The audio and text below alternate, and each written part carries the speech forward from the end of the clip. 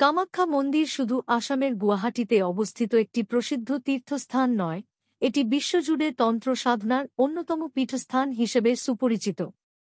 এই মন্দিরের প্রধান দেবী হলেন কামাখ্যা, যিনি দেবী দুর্গার রূপান্তর এবং এখানে দেবীর যোনিপীঠের পূজা করা হয়। ৫১ শক্তিপীঠের মধ্যে কামাখ্যাকে সবচেয়ে গুরুত্বপূর্ণ মনে করা হয়, কারণ বিশ্বাস অনুযায়ী এখানেই দেবী সতীর যোনি পতিত হয়েছিল।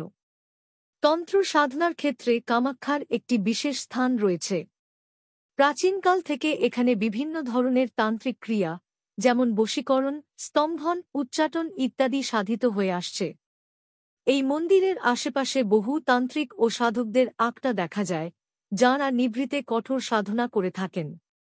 দেবী কামাখ্যাকে কামরূপা নামেও অভিহিত করা হয়, অর্থাৎ যিনি ইচ্ছানুসারে রূপ ধারণ করতে পারেন। তন্ত্রশাস্ত্রে কামরূপ কামাখ্যা ক্ষেত্রকে মহাসিদ্ধপীঠ হিসেবে গণ্য করা হয়, যেখানে মনে করা হয় সাধনা খুব দ্রুত ফলপ্রসূ হয়।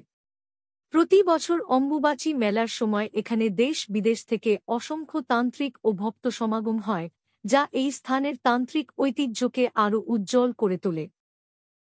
কামাখ্যার এই রহস্যময় ও আধ্যাত্মিক পরিবেশ তন্ত্র সাধনার জন্য এক বিশেষ আকর্ষণ সৃষ্টি করে।